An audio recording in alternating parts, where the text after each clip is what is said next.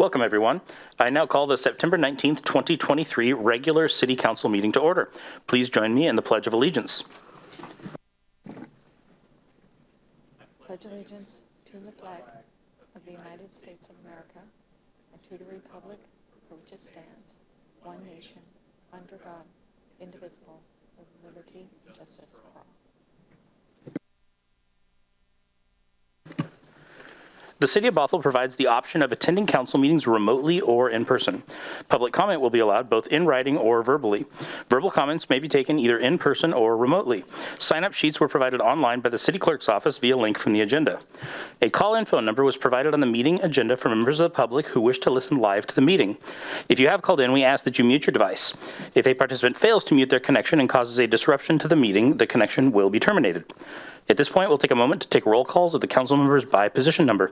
Please say here when the City Clerk calls your name. City Clerk. Thank you. Councilmember Zorns? Here.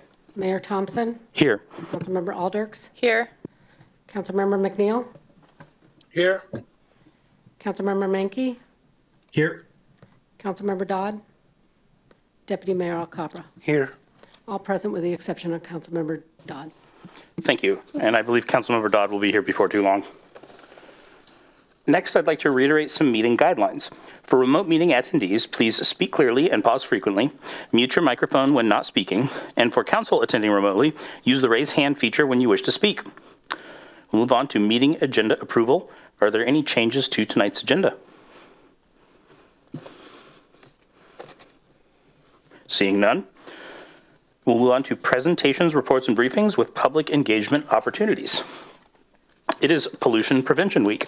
You can follow Bothell's social media channels this week to learn simple ways to prevent pollution, then check your knowledge with our pollution prevention quiz. We also have Coffee with a Cop. You can join Bothell Police at Woods Coffee on Thursday, October 5th from 9 to 11 a.m. for coffee and conversation. And we have the Pop Shops on Main Inclusive Incubator Program that we got an update on last week. You can be part of the city's Pop-Up Shops on Main program. The applications are due online by October 11th.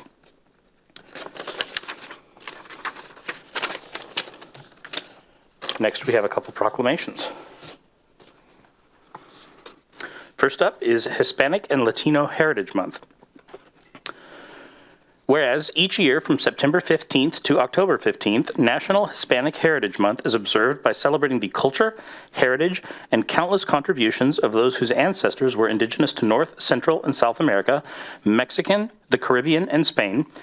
And whereas the day of September 15th is culturally significant as the anniversary of independence for Latin American countries Costa Rica, El Salvador, Guatemala, Honduras, and Nicaragua, while Mexico, Chile, and Belize celebrate their independence days on September 16th, 18th, and 21st, respectively. And whereas we know that Hispanic and Latino heritage is a vital part of our city's heritage, and we see their indelible footprints and significant and diverse contributions to the cultural, educational, economic, and political vitality of our community, and whereas the City of Bothell recognizes the significant contributions of our Hispanic city staff members, as well as the numerous community organizations and outreach groups that help increase cultural awareness, education, enrichment, and community engagement with our residents. And whereas we honor the invaluable ways Hispanic and Latino Americans who live, work, learn, and visit throughout Bothell influence and enrich our community, and reaffirm our commitment to addressing the barriers to opportunity that many still face.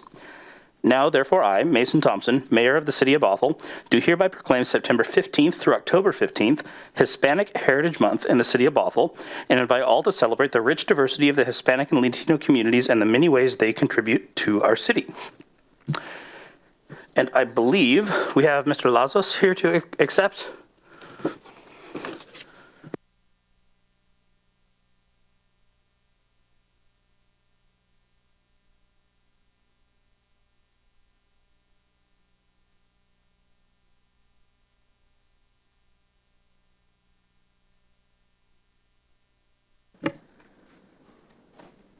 Okay, buenas tardes and good evening.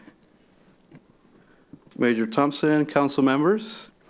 I am pleased and honored to accept the proclamation by the beautiful city of Bothell.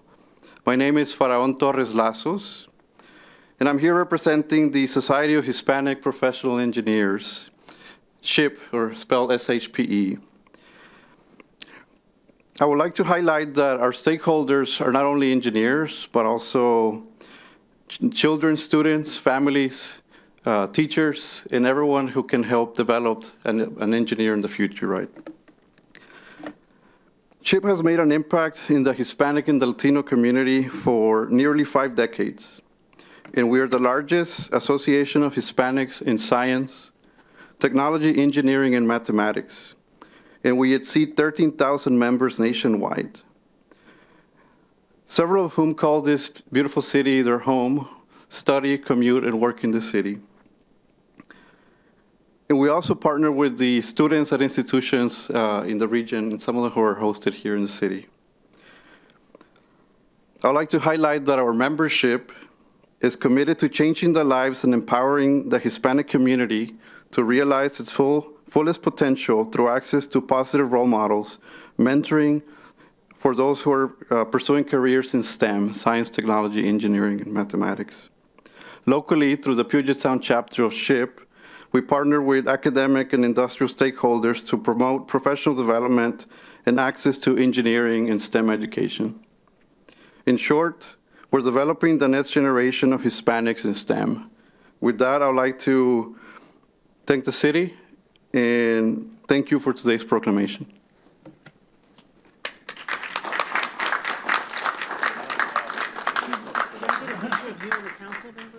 Absolutely. Come on down. I'll make sure you get it. I'll make sure you get it. All right. Okay, just the two of us, and then we'll get everybody.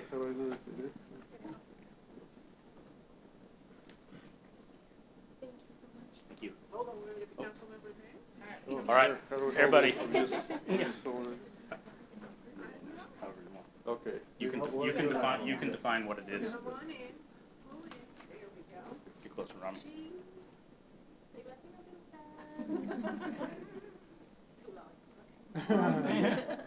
I'd say it, but if I did, then the picture would be me going. Thank you.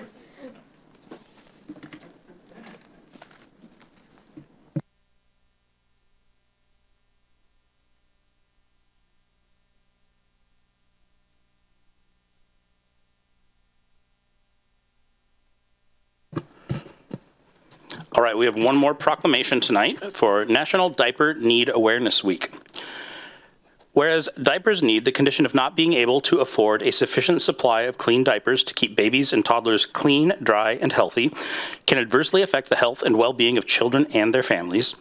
And whereas national surveys and research studies report that nearly 1 in 2 families struggle with diaper need, and 48% of families delay changing a diaper to extend the available supply.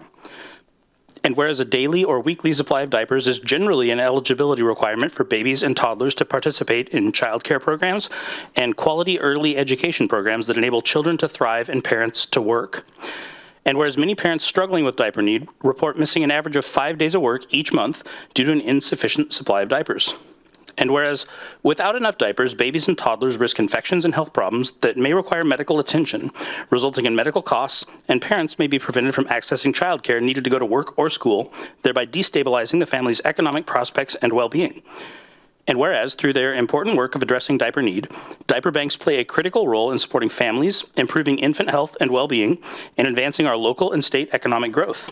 Now, therefore, I, Mason Thompson, Mayor of the City of Bothell, do hereby proclaim the week of September 18th through September 24th, 2023, as National Diaper Need Awareness Week in the City of Bothell, and encourage the citizens of Bothell to donate generously to diaper banks, diaper drives, and support those organizations that collect and distribute diapers to families struggling with diaper need, so that all of Bothell children and families can thrive and reach their full potential.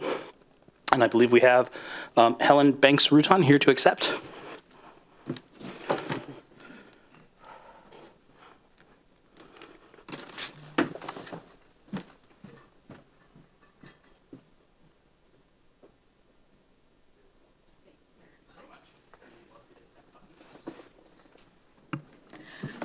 Mayor, Council, thank you so much for the opportunity to come before you tonight and accept the proclamation noting the Diaper Need Awareness Week.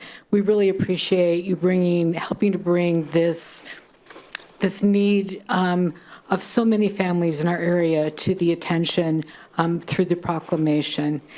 I represent an organization called Kidvantage, used to be called Eastside Baby Corner, and we help by providing those diapers. We are a diaper bank. We're a basic needs bank, and we are one of the largest in the country. This year, we expect to distribute a little over 2 million diapers for families in King and surrounding counties. We've already distributed almost 1.8 million diapers at this point. In the city of Bothell, children living here have received over 40,000 diapers so far this year from us. A diaper need sounds like something super simple, but you heard some of the statistics in the proclamation. It becomes an enormous barrier for families to be able to build their own resiliency, to build on their strengths, and to be self-sufficient when they cannot hold a job, when kids cannot go to daycare, or they cannot be in an early learning program. So with this proclamation, you are helping to bring awareness and encouraging people to contribute diapers like to Kidvantage, where then we can distribute them through our 75+ agency partners. We don't work directly with families, we work with those partners that are helping to shelter, house, feed, educate, and keep kids and families healthy in our area. So thank you very much for this opportunity. Thank you. Do you want a picture? Let's do it.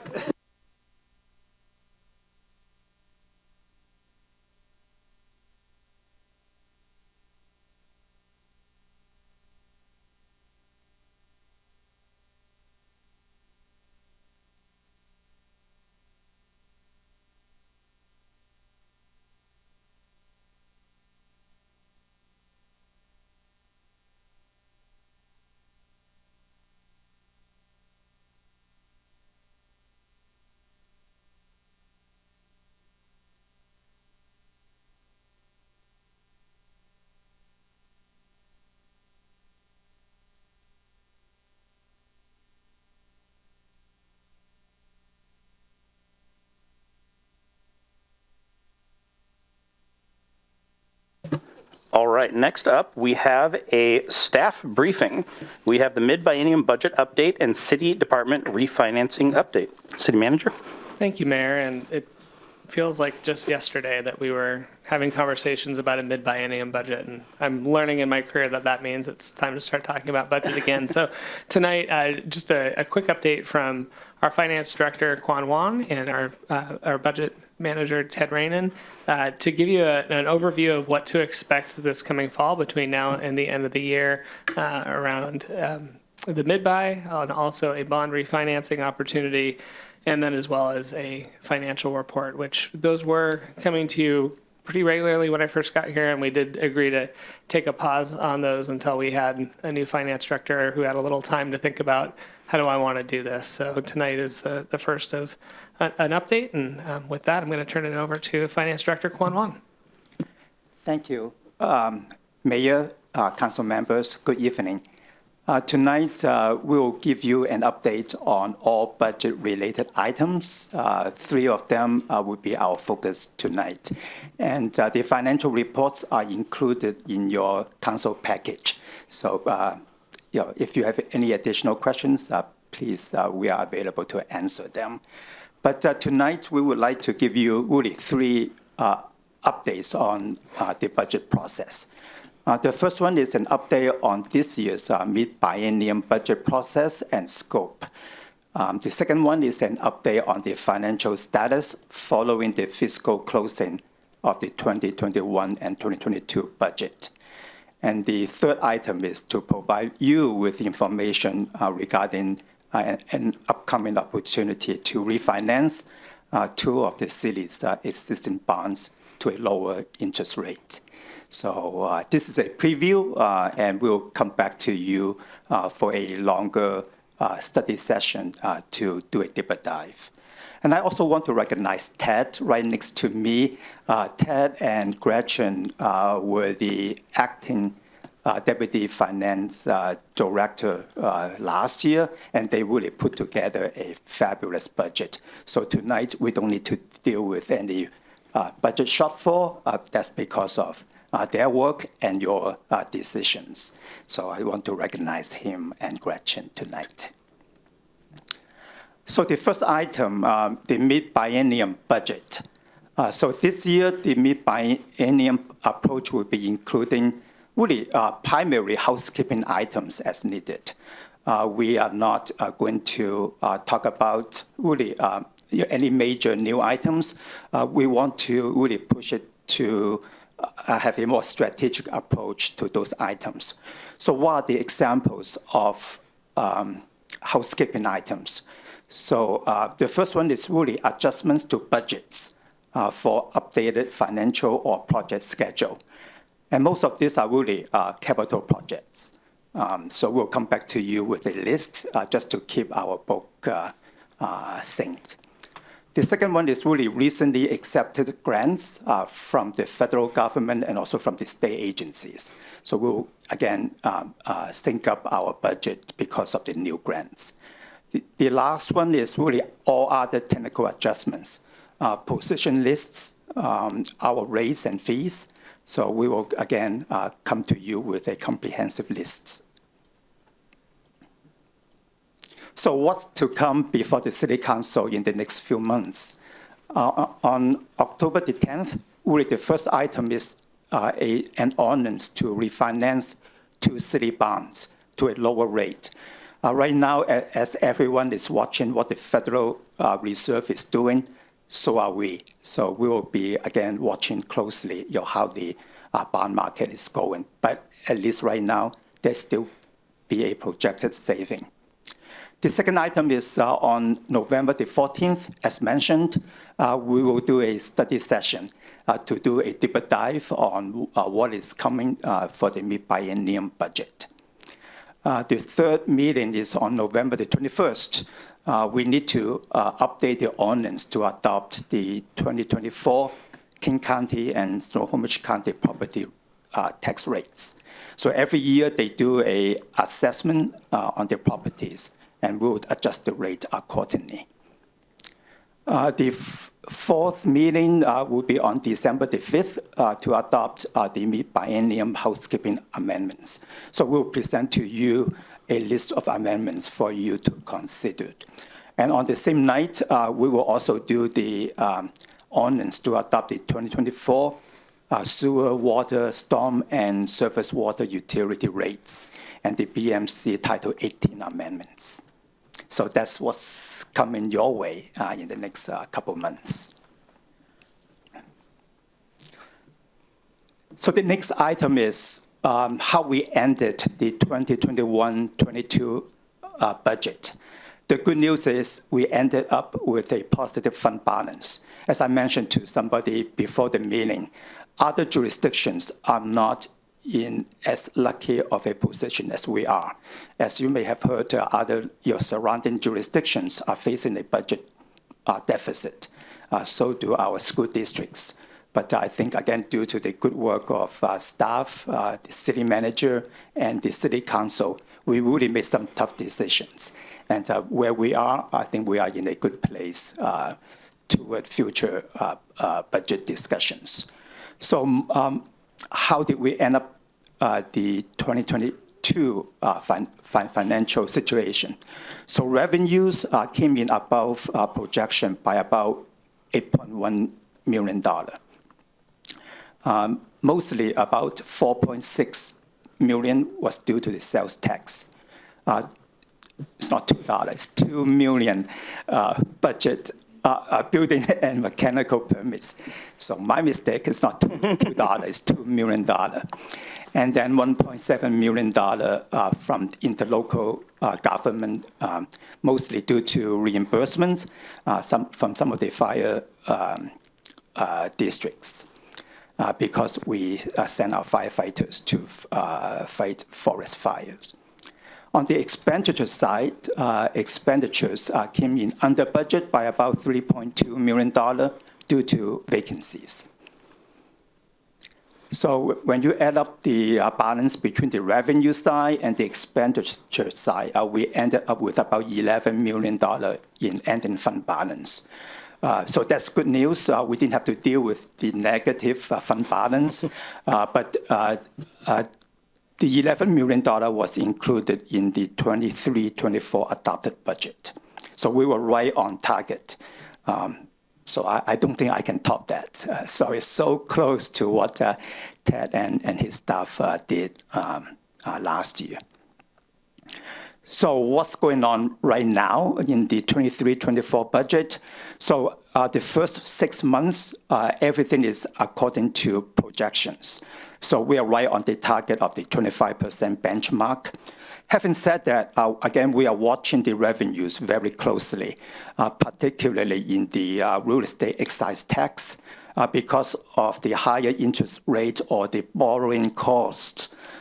We are seeing a slowdown in the transactions of residential market, even commercial market.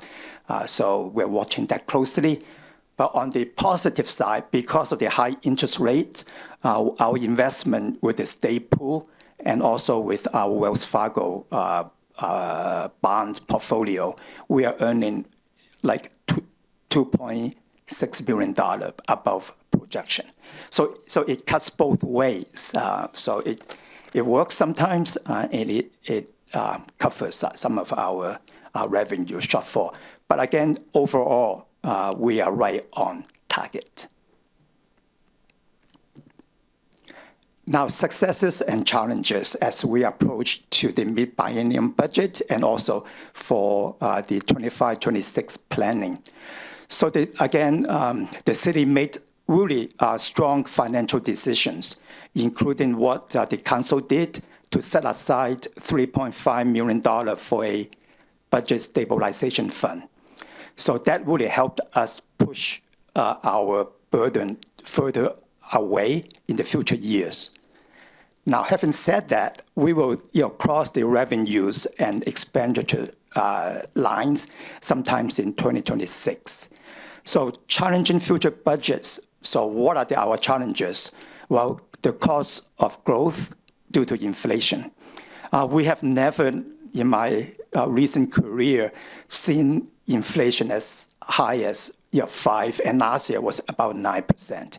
Inflation came down a little bit, but in the last 2 months, our local index also saw a hike going back up. So again, we are watching inflation and what the federal government is doing. So staff will return with recommendations for a longer range budget strategies in the mid-2024 budget process. So what we are doing right now is really be more strategical in our approach to spending and in getting revenues. So we will be looking at our reserve policy. We'll also be looking at what is coming due, because as you know, there are 2 levies coming for renewal. So the Safe Street, Safe Sidewalk is due in 2025. So it's not too distant. So again, our goal is to give City Council analysis and recommendations. And you have the big picture in front of you in making decisions. So that's our goal. So the third item is a bond refunding or refinancing. We are always looking at so-called budget savings to help out what we need for the city. So there are 2 series of limited tax GO bonds available for refunding. One is in fact due in December 2023 and March 2024. Again, my mistakes is coming, not in the past. So the projected saving is about $2.2 million, or about $180,000 per year for the next 15 years. The bond counsel and the financial advisor, they are helping us to put together a package. But again, we are watching the bond market very closely to see if the saving is projected. But overall, I think it's still worthwhile to go to to refinance those 2 bonds. So we'll be coming back to council in October with a full briefing and a proposed ordinance. So in summary, again, 3 updates for you, and the financial reports are included in your council package. So to summarize, the Mid-Biennium budget process and scope, it will be coming back for housekeeping items. The second highlight is the financial status following the closing of the last biennium budget. The message is we are having a positive fund balance. At the same time, there are challenges in front of us, including some levy that will be expiring. And then, of course, upcoming opportunity to refinance 2 of the city's bonds to a lower interest rate. So Ted and I are here to answer your questions.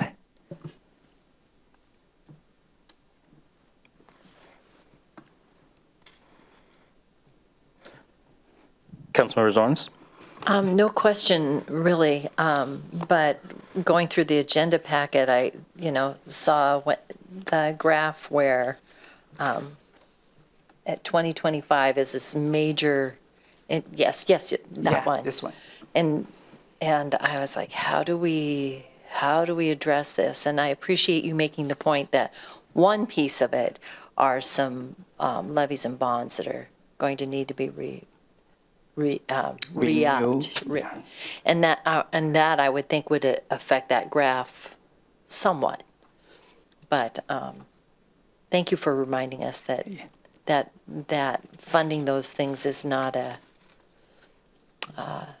doesn't go on in perpetuity. So, and thank you for this, giving us a scope of what we're going to be looking at for the rest of the year. It's very helpful.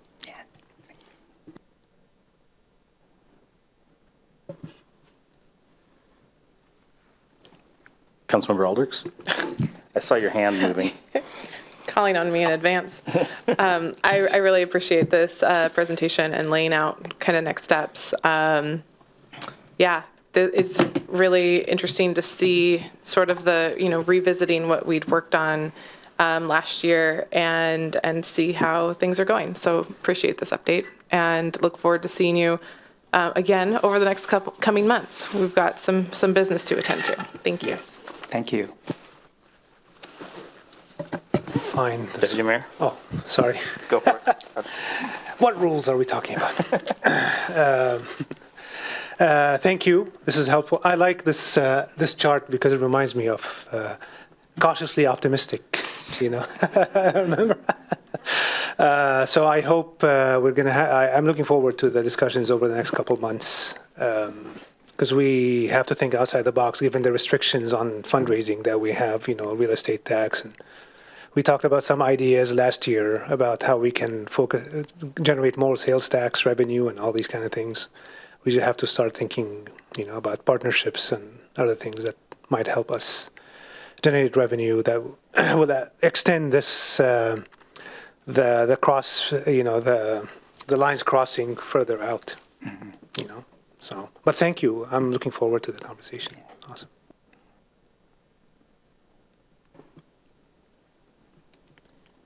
Councilmembers McNeil and Mankey, I haven't forgotten about you. If you want to raise your hand, I'm watching. All right, and I'm not seeing, so I've got a couple comments. Honestly, just first to say thank you, to the good work from staff over the last few years, and thank you to my fellow council members as well. The last couple budgets haven't been super easy, and we've had to make some pretty tough decisions. And it's nice looking back on those tough decisions because we don't have to make them now. I'm also really happy with this mid-budget that we can show our community that this is a steady, disciplined ship that we're running. Also really happy that staff is just proactively looking for opportunities to work on the budget with the bond refinancing. Thank you for being proactive. And every time I see that graph that shows the general fund ending balance and the lines crossing not as many years into the future as I wish, it totally gives me heartburn. I just have one question. Is there, so obviously we're limited to 1% in terms of what we can increase property taxes every year. And, last year with inflation at 9%, like we took a big haircut in terms of the services we're able to give to the city. Is there a way that we can know what property tax revenues came in the last biennium from new construction above and beyond the 1%? Yes, we can break that out. Looking forward, the county assessor's office will give us the assessed value of new construction. So yes, we'll be able to, when we come back for you for that, deciding whether to take that 1% again this year, we'll have a breakdown for you of, okay, we expect it, this much to be due to new construction, this much to be due to the 1%. So on and so forth. They'll be similar to last time around. Perfect. Because it would be really nice to show the community, like, hey, like we've obviously seen growth, we've seen new construction, but like here's the budget hole that we don't have to plug from current residents because of that new construction. And that's all I got.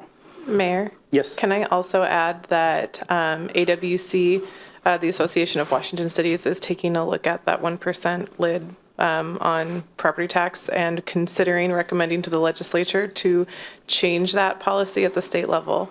How would that benefit the city of Bothell if that were to take place? Would it benefit the city of Bothell? Councilmember Aldrich, we can look at that. We've been monitoring AWC, but I think anything we could provide right now would just be conjecture. And in the meantime, we'll continue to be focusing on the 1% and talking about the implications for the community. Great, thank you. Thank you for a boring, uneventful mid-buy budget update. We appreciate it very much. Thank you.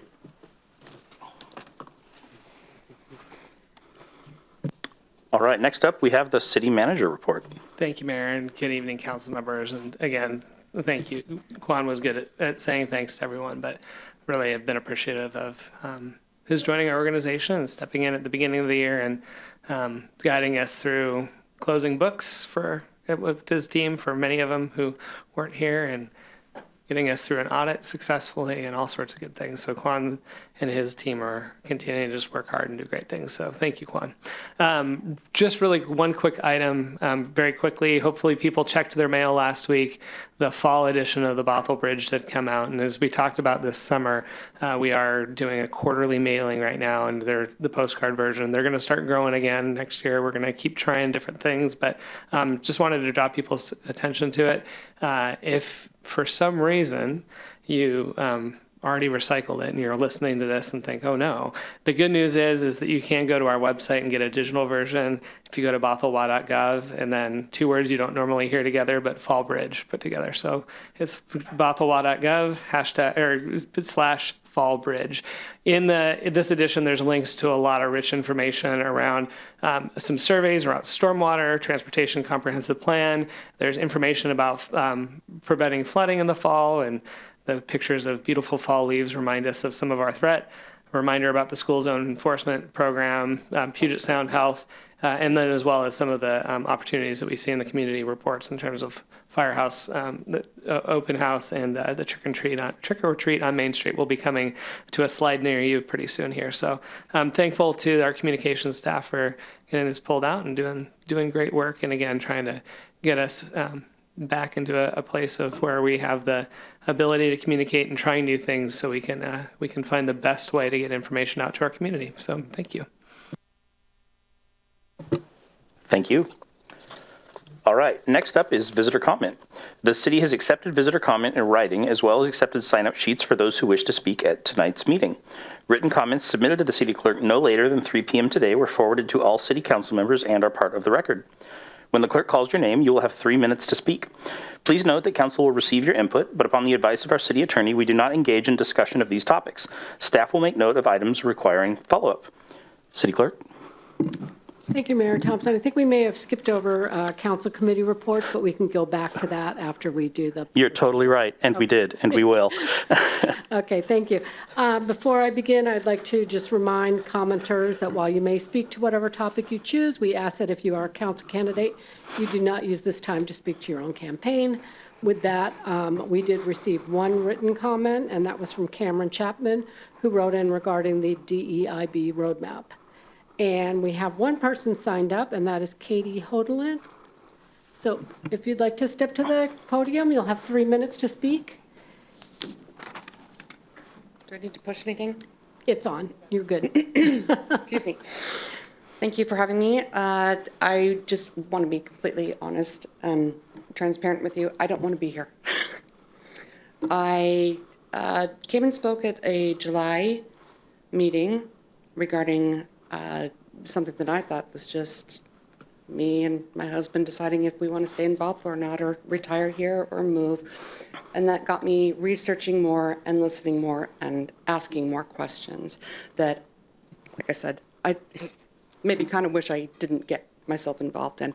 I care about, as a mom, as a decades-long citizen of this city, I care about a few things, and they may sound completely selfish, and I will say that. I care about my family.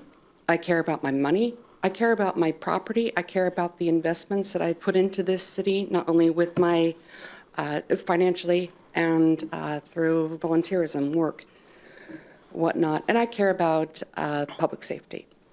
Those are the things I care about. And like I said, I'm just a citizen. I don't know, when I look and hear about the budgets and all these different things, I don't know what all of that means. I don't know how to comprehend or interpret that. And I wish, and I've said this after the July meeting, I wish I could just go to the website and have a very easy, navigatable way to find simple, not simple answers, but answers to simple, what I think are simple questions that the average resident of this city would like to know. One thing in July I brought up was the click the link to contact City Council, and I've been working on that since July, even before July, but it came up. And just today, finally, after speaking to so many people, at 3:49 today, I got an answer saying, oh, yes, the email worked. I mean, I find that a little bit ridiculous to have to go through all those hoops just to contact and speak to, write an email to City Council. I do have a lot of problems and questions. Public safety, I'd like, with the budget concern, I have talked to the police chief just today, actually, and I am very concerned about getting into the budget, the police dash cams and body cams back into discussion. I think that's an extremely important thing to talk about, and it's something that I find extremely important as a citizen. So other than that, I'd like to know from City Council and the City of Bothell, what can I do as a person? Tell me what I can do. Thank you. Thank you. That's all I have signed up to speak. However, if there's anybody else in the audience, please step to the podium. Mr. Swanson.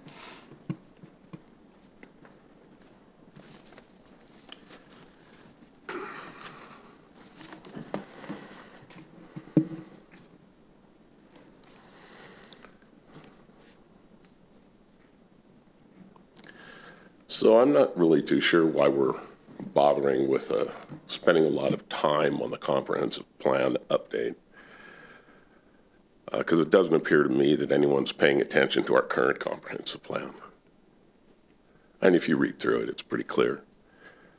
Only invest on things that help propel our character as a single-family residential city, town, forward. So that, I thought it was kind of interesting last week. In the council conversation part, you know, and maybe it was a Freudian slip, but I won't embarrass them. But it was interesting that they mentioned VOPOP. And they said, well, you know, there are two other council members that I named that were all members of VOPOP, and I think we all know who they are. Said she didn't even know they were members of BOPOP. They had no association with them other than the fact they were on the Middle Housing walking tour. Well, maybe a Freudian slip. Well, I've got to ask the question. Did the Bothell City Council approve funds to go to BOPOP? Because apparently the Middle Housing Walking Tour is a BOPOP event. At least if you take the words literally. Now, Kristen Joyner gave $1,000 and then another $1,000 and then $1,200. If she'd given one more penny to one of these BOPOP members, it would have been illegal. So she's been kicked up in ecclesiastical class, I see. $3,200 to Bothell City Council right at the precipice of Lot P. Now, I'm going to ask again that the former and current members of BOPOP recuse themselves from any Lot P consideration because BOPOP, both current and former members, have controlling majorities in both the City Council and in the Planning Commission. Now, that has an appearance of impropriety. I'm not saying it's illegal, but these people are convicted urbanists, which is 180 degrees opposed from our comprehensive plan. So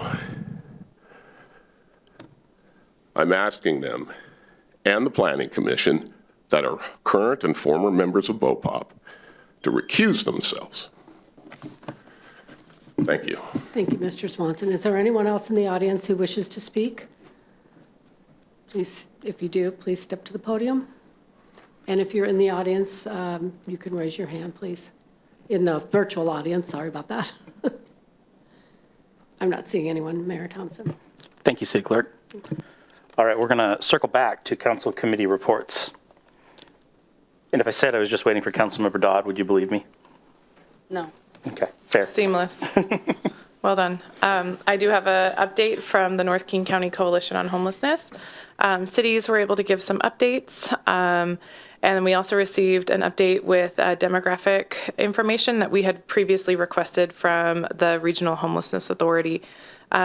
That demographic information indicates that there are over 640 individuals in North King County that are currently receiving services from the Regional Homelessness Authority.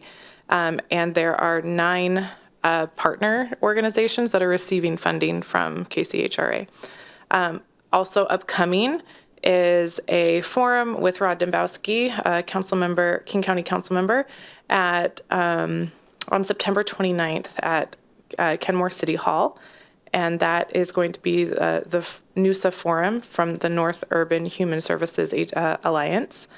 And there is also some movement on the North King County Winter Shelter. A notice of funding availability has been posted, and a request will go out to partner with organizations that can help us implement the winter shelter coming up starting in the next few months. And also an update from the Oaks Enhanced Shelter, which is one of our human services agencies, which we fund through grants, also receiving funds from King County Regional Homelessness Authority. And one data point that everybody might enjoy hearing is that 12 people were transitioned into permanent housing in the month of August. And that's an awesome number. And we will, learn more about a vehicle residency work group that's coming up soon too. So that is my update from the Coalition on Homelessness. Thank you.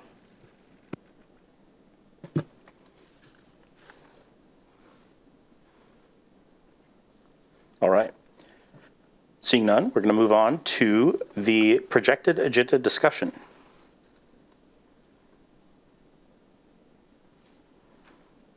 All right. Seeing none, I would love for a motion to approve the consent agenda.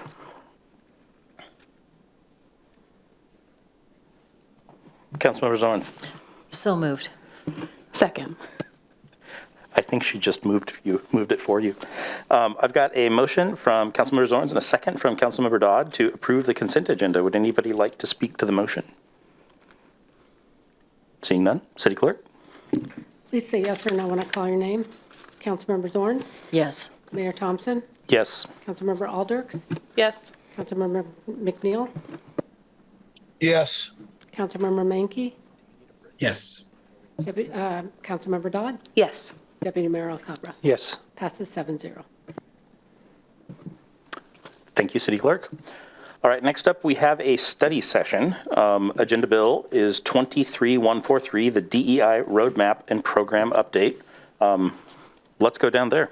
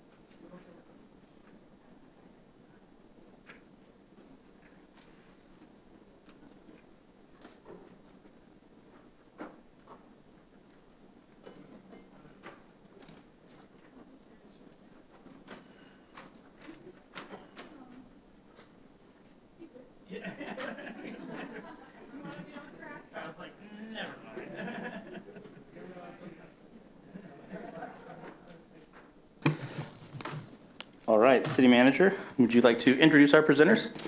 Yeah, absolutely, Mayor. And I'll just note, we were talking about the budget earlier this year, and so just a good time to remember that while it was a foundational budget, we made a few key investments, and one of those investments was the addition of our DEI coordinator position.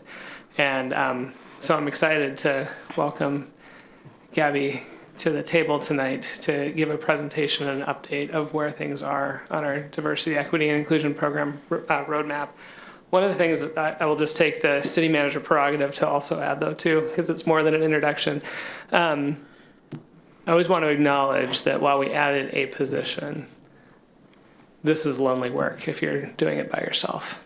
So the stated commitment that we've made and continue to make is that this is work that needs to be done across the organization with council and with the community.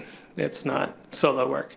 And I'm really grateful for Gabby's leadership in helping us navigate through that. So just a reminder for everybody of that this was a roadmap that then we all get to follow. It's not for one person to implement.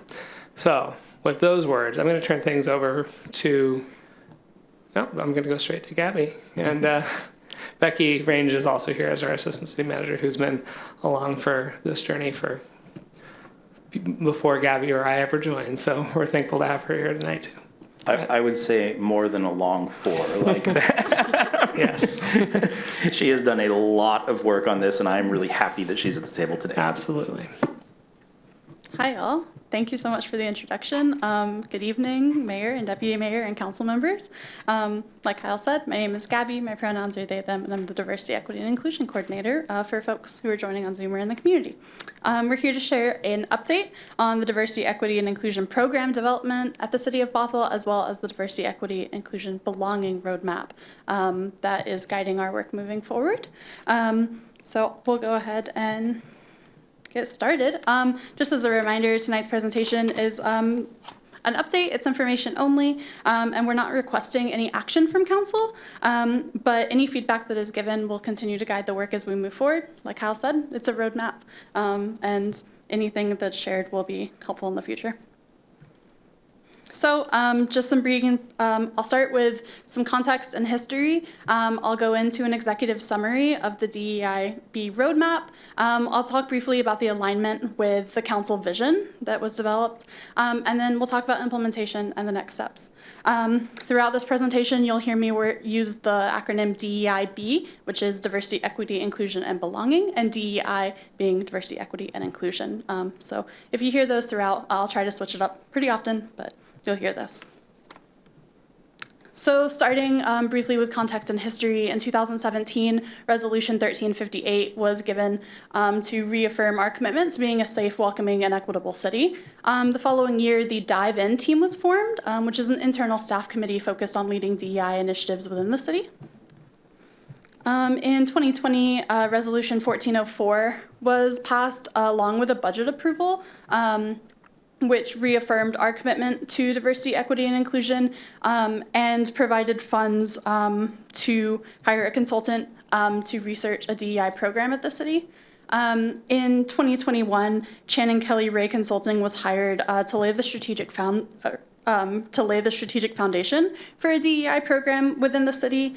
At that time, she convened an ad hoc DEI advisory committee and met with city staff to identify the city's strengths and opportunities, and developed this 2023 to 2026 DEIB roadmap based on her findings. Then in 2022, council received a report from Channing about the recommendations for a DEI program, and then later that year approved a budget which included funding for a full-time DEI coordinator position. In 2023, as you know, City Council came together during their annual retreat and created an inspiring vision for what Bothell would look like by the year 2040. Council also developed a list of 3-year strategic priorities in 7 different focus areas to help bring the 2040 vision to life in our city. Council officially adopted this vision on March 7th and endorsed the strategic priorities, which align very heavily with the DEI roadmap that you have in front of you. And then in June of this year, I joined the city as the first diversity, equity, and inclusion coordinator with an immediate focus on developing and implementing the DEIB roadmap.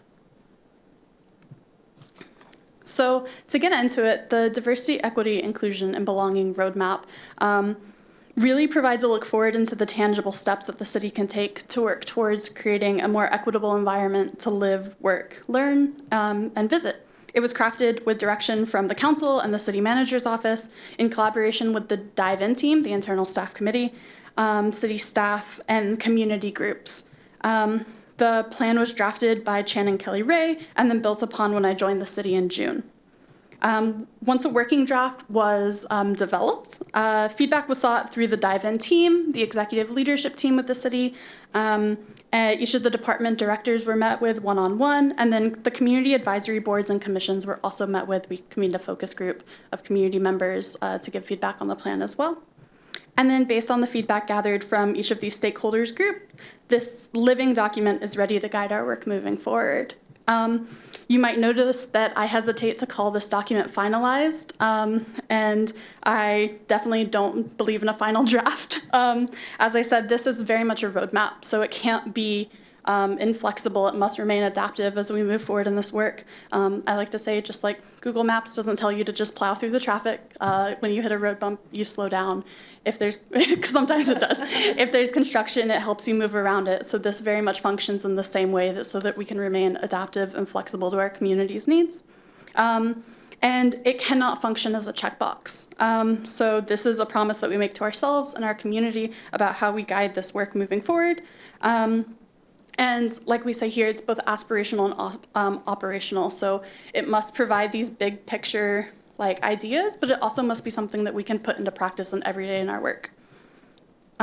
So this plan is divided into 5 goal areas, including leadership and accountability and organizational culture, plans, policies, and budgets, workplace, workforce, and training, communications and engagement, and community partnership, well-being, and growth.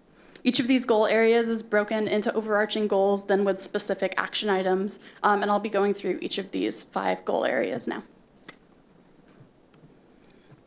So, starting out, the first goal area is leadership, accountability, and organizational culture. So This focuses on integrating DEIB into everything that we do here and into the annual strategic plan processing, as well as formalizing existing processes so that we can foster an internal organizational culture which shapes how our city services are accessed by community members and solidifies our city as a trusted regional partner in equity work. So a lot of this comes down to relationship building in many ways. Some of the notable action items from this goal area include immediate actions, some of which have already been taken, like hiring a DEI coordinator, and developing a human services program, and ensuring that our community members have access to city facilities they need the most. Like you noticed, the voting box, we heard from community members that it wasn't necessarily accessible, and we moved it. That's part of this organizational culture, is really being responsive to our community's needs. Likewise, other goals in this goal area are very ongoing. They don't necessarily have an end date, like participating in local regional DEI coalitions and learning from national models like Race Forward and the King Center. Those are included within this goal area. Next, we talk about plans, policies, and budgets. So I'm a homework kind of person, and when I was going back and I joined the city, I went through all of the past recordings of community council meetings, and I heard somebody call for DEI to be included in every single thing we do on a random Tuesday, and this is the part of the plan that really does that. The goal is to develop equity impact analysis so that our staff feel empowered to integrate equity into the work they do every single day in each of their departments. We're also working on an equity toolkit and along with consultation and collaboration resources so that we can provide support needed to each of our departments as they move through large-scale planning and budgeting, as well as small community events, so that when we put on events, we're ensuring that they're accessible and inclusive and that our city processes every day are accessible and inclusive to our community members. So this really focuses on empowering our staff members to be able to incorporate this into their everyday work so that our city services are accessible and inclusive. Our third goal area focuses on workplace, workforce, and training. So this focuses on building our capacity to be a safe, welcoming, and equitable place by building robust recruitment processes, understanding our city employees' experiences, and training our staff members to be equitable civil servants and respectful colleagues. Action items in this goal area include developing inclusive recruitment and hiring practices, developing a new employee orientation, implementing a biennial employee experience survey, and improving data collection and analysis for attrition. We know that it's not enough to simply recruit and hire a more diverse workforce, but we must foster an environment where our city staff members feel included and like they have access to high quality training, respectful and affirming work environments, and professional development. So this one really focuses on bringing in the best folks and then training them and developing them so that they stay with us. Our fourth goal area focuses on communications and engagement. So this really builds on how we interact with our community members, so through communications and engagement initiatives. We know that there are members of our community who either, one, have no idea what their local government does, or they have really negative perceptions of what their local government does because of their lived experiences. So we want to work towards a community engagement model and strategy across the city that educates our community members about what we do and how we can best serve them, and then gives them the tools to interact with us so that they can tell us what they need. So we are hoping to ensure that our community members can actively participate in their local government by making information readily available to them. We also know that this doesn't happen quickly.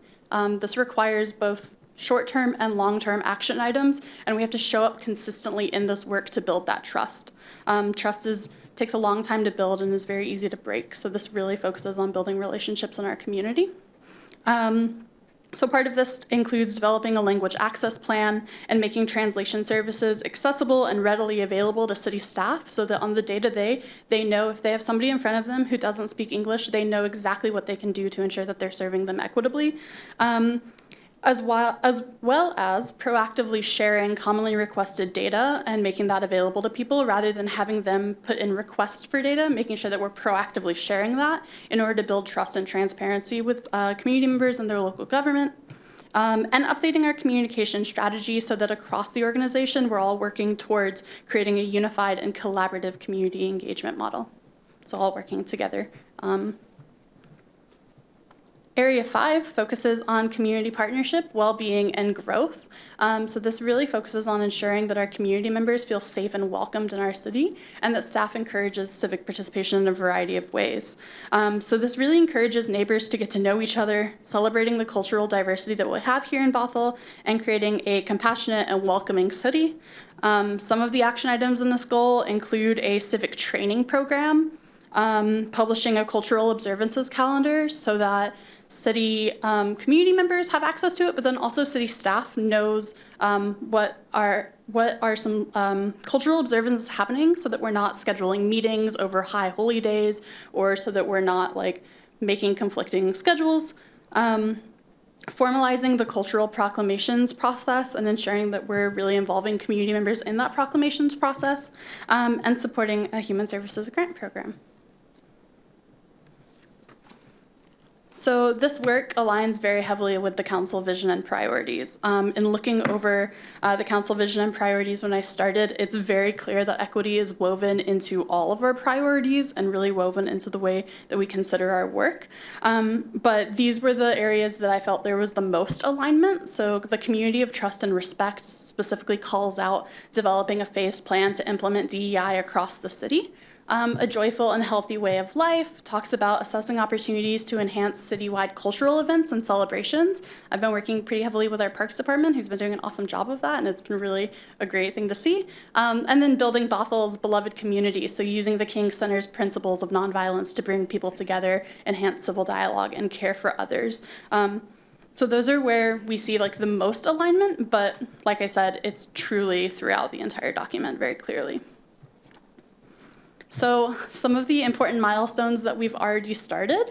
Since joining the city in June, I've had the opportunity to work with a lot of community partners, city work groups and departments, as well as the dive-in team to create and continue DEI initiatives, like the ones that are shown here. The proclamation process has given me an awesome opportunity to really connect meaningfully with community members and numerous organizations like Outdoors for All, the Bothell Kenmore Chamber of Commerce, the King County Library System, partners at Cascadia College and the North Shore School District, and more. We have created professional development opportunities for city staff.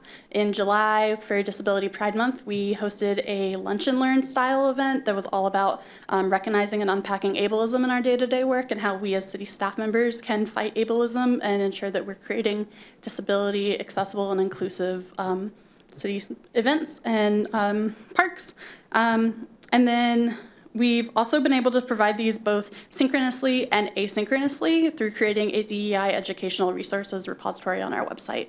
So we're keeping that updated and letting people know where they can find resources that can continue their DEI journey. And that's available to both city staff and community members. So really ensuring that people have the tools to start these conversations, which can be really difficult sometimes. And then we're also developing community campaigns and programs focused on equity and inclusion. In Welcoming Week just wrapped up. This was our first time celebrating Welcoming Week in the city of Bothell. And then we also have a couple more events coming up, Indigenous Peoples Day in October, and then also Diwali is coming up as well. So really focusing on things that are coming up and things that we've been able to do. And then next steps. Like I have said, we already started some of this implementation process, but we will continue to implement and continue to work on the action items that are outlined. There will be regular council and community updates. It's not enough to simply do this work behind closed doors. If we don't share it, people don't know what's happening. So really ensuring that we're letting community members know what we're doing so that they can participate. And then we have a DEI webpage now.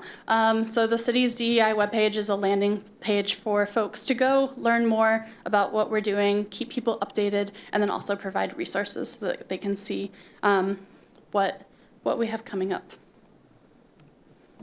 Again, no action is required or requested at this time. This is simply an update for you all and the community. I really appreciate your time and letting me share today. Here's my contact information, especially for community members who would like to reach out to talk about any initiatives that we have going on or how they can get involved. Thank you. Councilmember Aldrich. Isn't it a study session? Thank you. I'm actually very happy to not have. There you go. Just trying to set the tone. Yeah. This can be a conversation. I'm really grateful that you're here and that you have prepared all of this work. We do have Shannon Kelly Ray in the audience, and I just want to say thank you for your contributions to this work as well, and for getting us started. And so this is what a number of members of our community have been waiting for a number of years now. So it's really great to see. I don't necessarily have a ton of questions, but because what I observe is that staff is working in all of these areas already, and steps are being made to move forward. What do you think is one area that you haven't quite been able to get started on, or you feel like is going to be a big lift coming forward? I think the plan is very interesting in that, so the plan was created based on a strengths and weaknesses and opportunities analysis. So we know that everything outlined in here is an opportunity for us. I think that as we move forward in implementation, we'll actually, until the rubber meets the road, I don't think we're gonna know exactly what the biggest challenge is going to be. I think that some things that we think are going to be very easy are going to take much longer, and some things that we think are going to take much longer are actually way easier than we thought. I think if I were to name big picture, each of the action items in here requires time, effort, energy, budget. So I think that there is if anything, that's the biggest picture is capacity to do this work on top of the work that is already being done by city staff members and community members. When we ask for people to come and give their feedback, we're asking something of them. So I think that if I was going to name any one thing, big picture, it would be capacity just across all the people that we ask to be involved in a process like this. And like Kyle said, this isn't work that gets done alone. It happens with every single person in our community and local businesses and people that work within city staff. So. Yeah, I really appreciate that framing, that you've already determined that we have a lot of opportunities ahead of us. And thank you for acknowledging that there is mental and emotional labor that goes into people from the community contributing to our programming.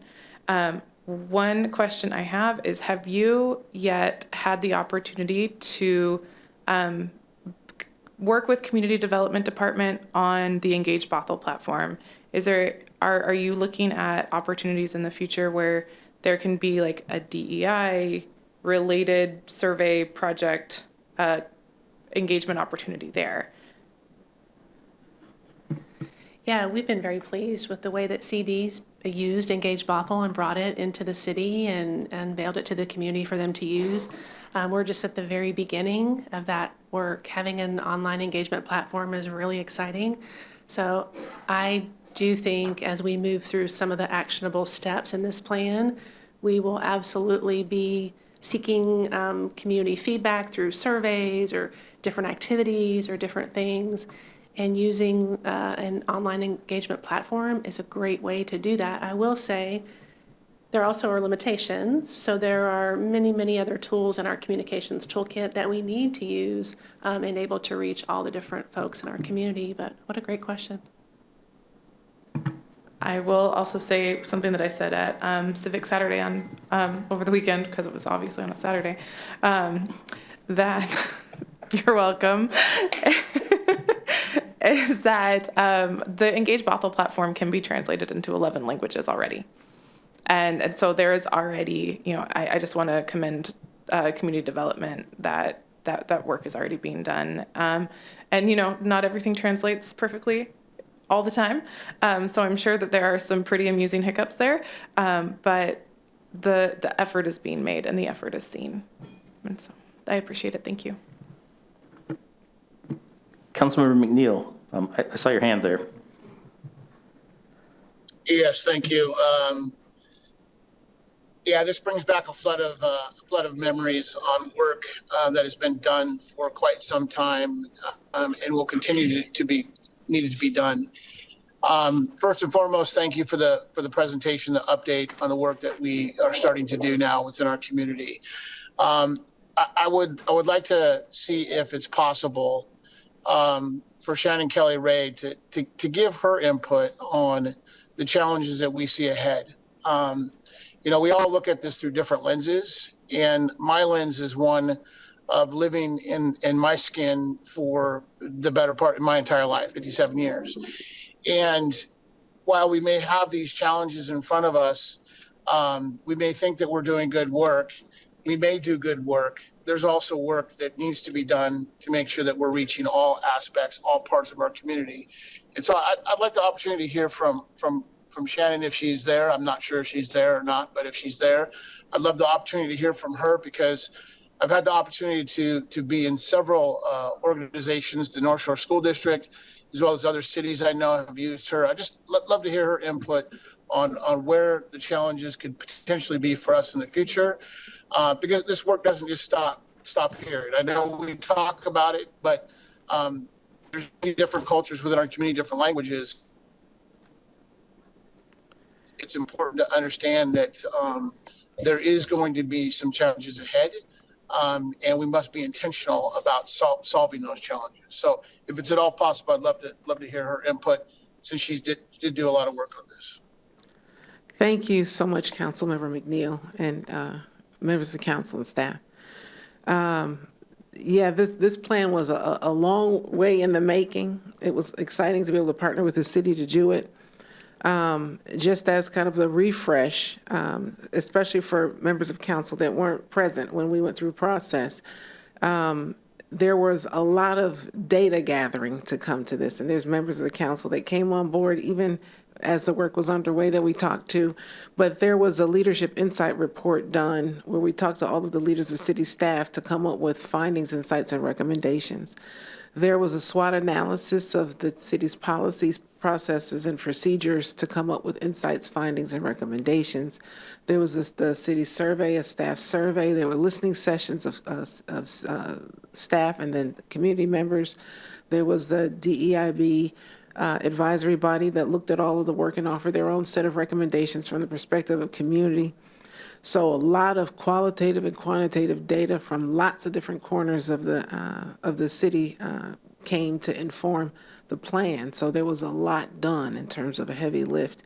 For what this looks like as you move forward, when we designed the plan to fall under the many different goal areas, it was really to give the city an opportunity to not just look at how this, because, even before I say that, the city of Bothell is not a silo that is this island that exists among itself.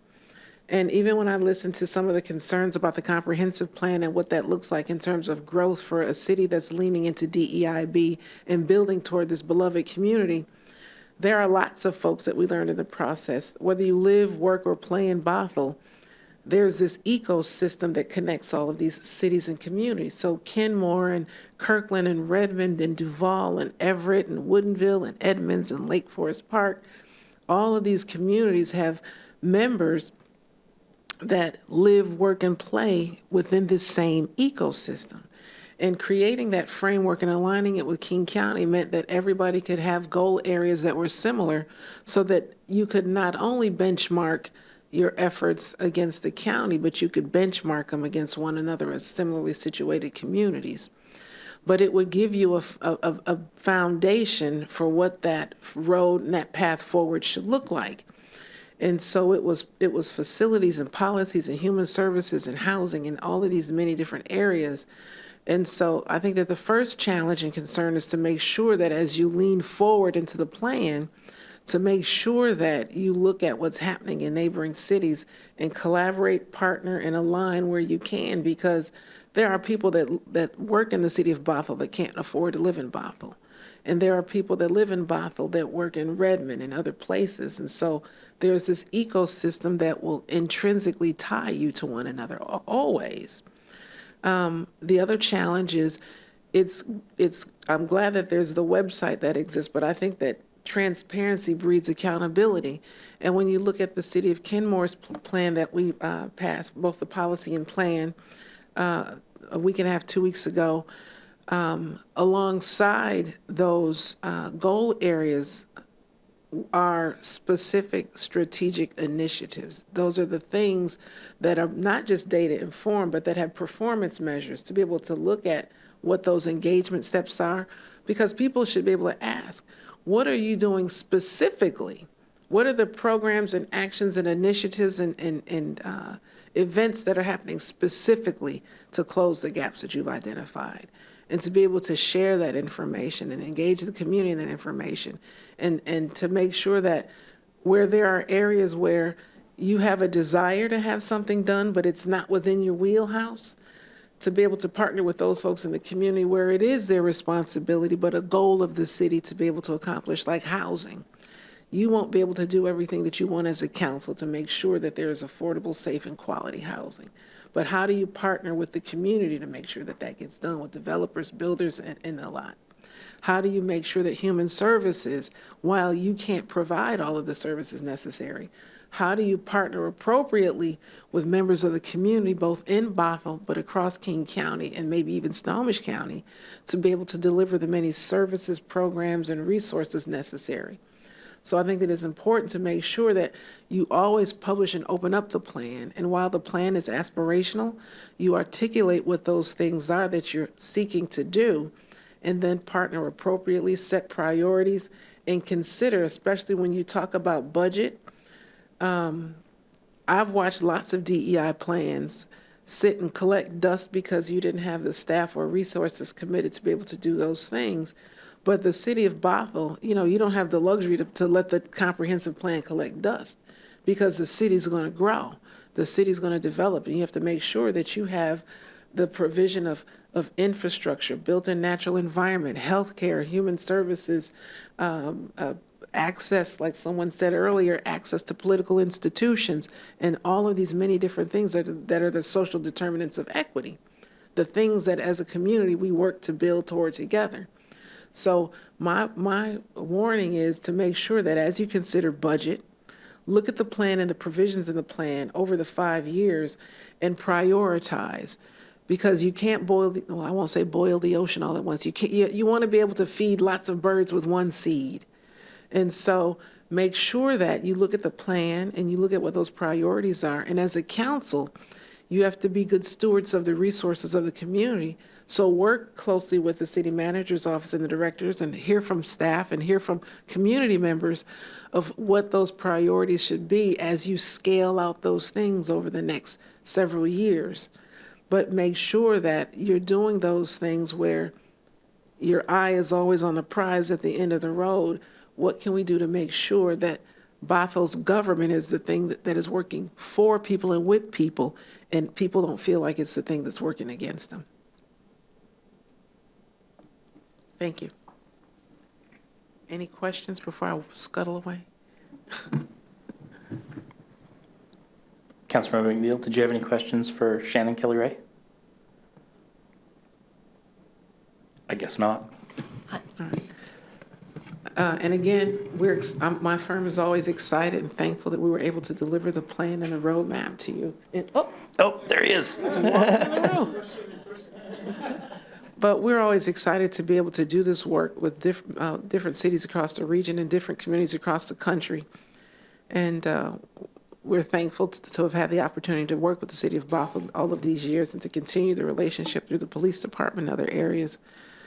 So you'll still see us around the water cooler. Thank you.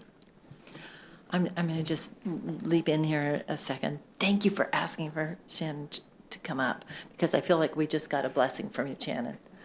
Thank you. I took notes. I think you have a book in your future. There are some really good thoughts there. I only have one question, Gabby, because thank you for being as thorough as you've been. And I was like, how do I frame this question? Because I don't want to put anyone on the spot. So I guess I'm not going to ask for specifics. But when you came to this, did you have oh, holy crap, they are way behind the times on fill in the blank? Or are we making reasonably good progress? I will say, I was pleasantly surprised, given that I was the first diversity, equity, and inclusion coordinator, how far along the city was on the work, and that it was like, my biggest observation was that it was happening, and it was happening a lot. It was happening in pockets. And so when I think about my role, the coordinator part of my role isn't just there to mean like, I don't manage anybody, it's there because my role is to bring it together. So yes, no, I did not see any huge glaring like, oh my gosh, how are they doing this? It was truly like, it was really good work happening in pockets. Okay, that's very reassuring. Thank you. And I'll just reiterate that since day one, when Gabby came in, they have been focused on relationship building with that question in mind. And I think we've seen that in our organization. We've seen that Gabby shared some of the different stakeholder groups that they met with along the way in terms of getting to this point and wanting to make sure that feedback was sought from Shannon, from staff, from the dive-in team, asking what are the things here. So I think what I've appreciated is since before day one, because they definitely did their homework, but Gabby has been asking questions. I think I can think back to one of our first two conversations, but around kind of those aspects, and but with eyes wide open. So then the coordination, I think, among with other organizations, and again, we'll see that benefit in Indigenous Peoples Day of being able to partner with the campus and the school district. That's really exciting, but also internally of being able to be that resource that connects the pockets. And very well said. Thank you, and thank you for allowing me to talk while I was in the car. I felt like what I had said did not come across the way I wanted it to, but I wanted to make sure that my voice is heard at the table, and that I tell from the bottom of my heart how much I appreciate how far we have come in the last 8 years since I've sat on council. Many conversations have taken place. A lot of action, reaction has taken place, but I think we're in a place now where we can have a conversation. And I think it's important while we're having the conversation to make sure that we're including everyone at the table in those conversations. And that's the only way we become great. That's the only way we become better, is by listening and learning from one another. And so I appreciate Shannon Kelly Ray coming and speaking. I didn't, unfortunately, get to hear all of what she said. I appreciate the work that we're doing here at the city. And I hope that we can continue to do that work internally and externally, listen to our community, listen to our region, understand that there's going to be ebbs and flows, and we need to be able to navigate it. Our youth today are far different than our seniors today. And we're going to see an evolution of more seniors that look at life differently than the youth today. And so one of the things that I'm having to come to grips with is that my kids look at life through a different lens than I look at life. And when they use certain words, when they say certain things, it means something completely different to them than it means to me. So I want to make sure that we take that and we learn from it. We listen to each other, young, old, in between. But more importantly, I just wanted to say thank you from the bottom of my heart, because I've been here my whole life. And these conversations are newer. I think we're moving in the right direction, but let's continue to work together with everybody sitting at the table. I really appreciate that, especially about just language and experience, because like if I think about like my grandmother and my son growing up in completely different times, right? And I have a full-time job with a private employer, and we get a lot of DEI training and content. And not everybody has that in their work. Some people work in a 2-person office, and if Steve's not going to talk about it, they're not going to talk about it. So I think just making sure that we have sort of a shared glossary of terms so that we're speaking on the same level is so important, because we're not all starting from the same place, let alone the same life experiences. So that's one of the biggest obstacles I see for you, no pressure, but it's really going to be great to watch that evolve. So thank you. I will say we now have a shared glossary of terms on the DEI Educational Resources webpage. So yes, a shared glossary of terms. We have that.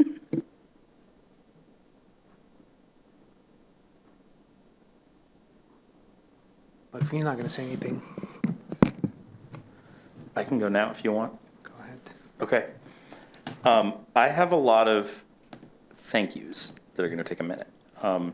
Gabby and Becky, first off, thank you so much just for doing the work. And like, I joked for a couple of years that like everything that we didn't have a staff member for, we just made Becky do.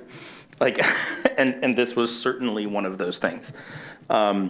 Shannon, thank you for being here tonight, and thank you for everything you and your team did on helping us get started with this. And Aaron, thank you too for leading the city as we went through this. I feel like you deserve a call out as well. Also, I want to thank Davina Dewar, who's not here today, and I bet you she's not watching. Yeah, and if my memory serves me correct, the budget ad that started to this work was added via a motion from the dais on the date of budget adoption in 2020 at the last minute at the behest of community members, some of whom are now sitting up here with us. And without Davina, I'm not sure if we're getting this presentation tonight. Her work was really mission critical on this, so big thanks to Rep. Dewar for her work when she was on the council. And I'm so excited to see this be interwoven throughout the entire organization, because we all know that every lever of power that could be used to discriminate and oppress in the past at the local municipal level was. And we don't just owe it to the community members who have and continue to be harmed by this legacy to fix it and to stop, but really I feel we owe it to our entire community so that we can be our best selves. Like, so that we can be the kind of people and the kind of community that we desperately want to be, that we say we want to be. I appreciate Shannon Kelly Ray pointing out that the hard step is action from here. And we have to put legs on it. And I mean, we have upcoming decisions. I think the term was social determinants of equity. I mean, you mentioned housing in the comp plan repeatedly. You know, being our best selves isn't always easy, but it's always worth it.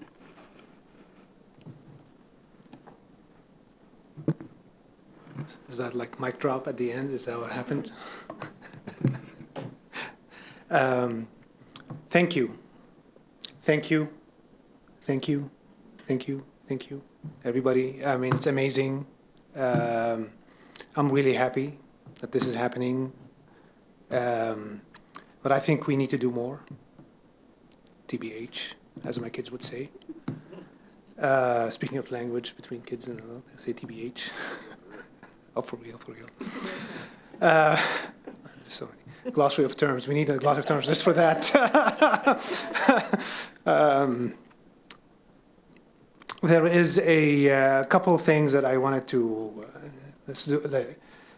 Number one is you mentioned strengths, weaknesses, opportunities, but you didn't mention the threats. But I think Shannon mentioned threats.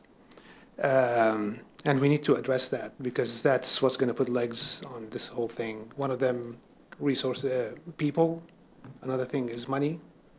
You know, we're in a surplus. You know, or maybe in the future we talk about this, make this really putting some legs on this thing. Oh, this is an ableist term, it seems like to me, now that I'm thinking about it. So I just thought of it. So, making it something more actionable. Speaking of actionable, are we having the term benchmark was mentioned across, and then measurement. So how are we measuring this? What are the benchmarks we're using? How do we know we're successful? I just want to address a little bit more, to give you a little bit more insight on the plan itself. So there's an internal working document that it took us quite some time to create, and that was sequencing each of the action items and phasing them in a way that made sense. And we don't always want to, share all the boring details with you, but that took quite some time because there were multiple things happening in multiple departments. And there's also work that's going on to support your vision and priorities. There's work in departments that's being done to support their own internal strategic plans. So there was kind of this big process to say, how do we connect all of those different efforts and make the timelines match up? And it took a little bit of time to do that, but that's what we're really, really excited about. So for us on staff, and you'll start to learn and hear about this as we really start to implement this program, we do have timelines and dates. I don't know that I would say we have firm performance objectives in a way that we all describe that, but we have a very detailed phased plan, which is going to help us deliver this work. One thing I'd add too is that as a executive leadership team, as we've been meeting, we have a few priorities for ourselves. They're not quite the council priorities, but we have our own. And one of them is data-informed decision-making. And so we are working in all of our program areas around making sure that we have performance measures, indicators, and benchmarks across the community. So that is something that we're continuing to develop and making sure there's some consistency across the organization. So that's where we're working on together, but more in the near term.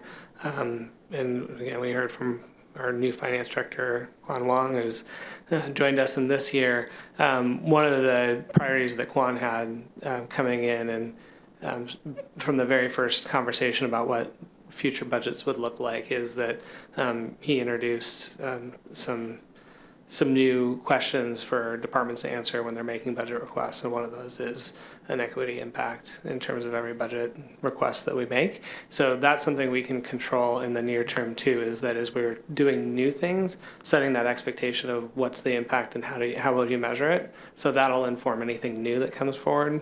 And then in the meantime, as we work on rolling out our data-informed decision-making, you'll see that more and more too. That's awesome. So you are working on like North Star metrics that each department rolls up to, and all that. Cool. Wow, that's cool. I do that at work too, so it's really cool. No, it's awesome. Thank you again. I'm really glad that this is happening and we're moving forward, and looking forward to seeing this continue. I will also plug, we have an Avoiding Ableist Language Guide on the DEI website now. Well, you're welcome for allowing me to remind you. I had a follow-up. When we make decisions on agenda bills, something that's coming to my mind right now is we're about to embark on our protocol manual. So how do we ensure that we're intentionally looking at inclusion through the lens of DEI? How do we do that?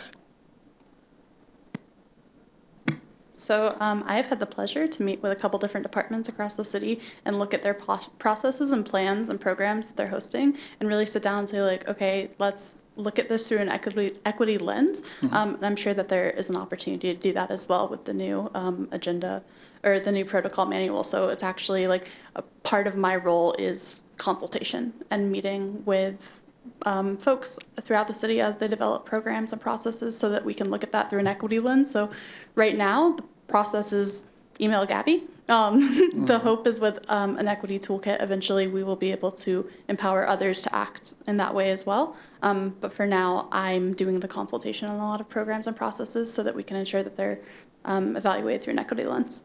Fabulous. So holding us accountable even for our own policies. Thank you.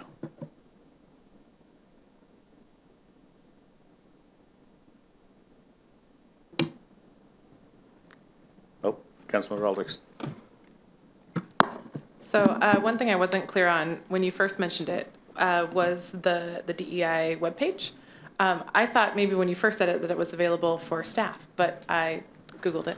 And it's available to the public. And so the educational resources that Gabby has mentioned are up here. And this is great. Thank you. Really appreciate it. Thank you. That was something I was really excited about in joining the city, was realizing that we cannot say that we're going to do this work without also empowering the community to do this work alongside us, and we can't do this work without having them join us in the process. And so I'm really excited to be able to offer this to the community and hope that they'll take advantage of it so that as we continue to grow in our DEI journey, so that they can grow along with us. There are podcasts in there. There are. I am really huge on ensuring that we're providing resources in a variety of different ways. So there are podcasts, movies, books, articles of different varieties and lengths. So you can kind of pick what you're interested in. Choose your own adventure. And my kid's favorite YouTube channel, Crash Course History, is on there too. That's very cool. That's awesome. I'm wondering, this might be more of a Becky question, so I'm so glad you're here. Communications-wise, are we going to communicate this out? Like, it's a resource for our community, but also I would imagine there's different levels of like local K through 12 schools who could enjoy some of the resources that Gabby's compiled. Like, how are we sharing this resource out? Yeah, we will absolutely do that, include it in several different communication channels and messaging. And I do just also want to say thank you to Gabby, because it's been nothing short of amazing to see Gabby join this team and jump in and immediately start setting up meetings with people in the community and agencies and key leaders and advising us, hey, we really need to start putting some content up on the webpage, and here's what I think we should do. I just want to say thank you, and we're really, really happy that you're here.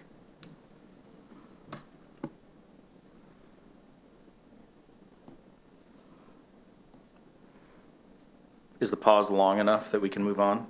Okay, are we all feeling? Oh, yeah. Ben, have we ignored you? No, I'll just chime in and express my sincere thanks as well to everybody involved, from the dive-in committee, staff members that were working on this over the last few years, Shannon, and now Gabby. Thank you to you all for your hard work on this, and I look forward to seeing where we go from here and excited for the future. Thank you, Councilmember Mankey. I slipped. All right. Thank you all so much. Next up is council conversations, which means Kyle is going to like race away from the table.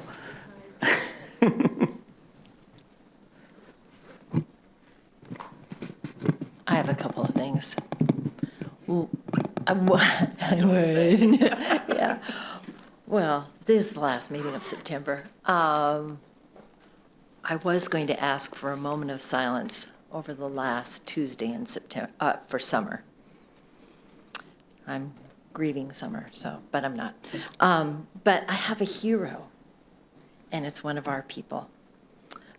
Christy Boucher, who is our animal control officer, took vacation time to go to Maui and do ASAR, which is Animal Search and Rescue. They just opened the burned area for the Humane Society to go in and look for animals and things. And it's been grim on a lot of levels, but she's been a part of helping animals that, like a tortoise, chickens, so there's been some good things. But our ACO took vacation time to go do this work every single day from morning till late afternoon. And she's my hero for the month of September.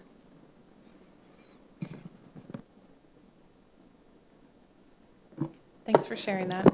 We and I follow the fire department, and there's been several members of our fire department who've been involved in that work as well. And so it's really awesome to see it happening across departments and people showing up to care for others even outside of our community. I think it's amazing too. I really appreciate calling it out, because a lot of these people have, their parents, they have people they're taking care of. So not only are you not using your vacation to enjoy time off with your loved ones, you're doing something that benefits people amazingly with your personal time. And I think it's incredibly awesome. So glad we're talking about it. My kingdom for people who want to make the world a better place wherever they are, however they can. Would you like me to bring you a thank you note in October and we can all sign it? Okay, she's got a little fan club here, so I'll do that in October.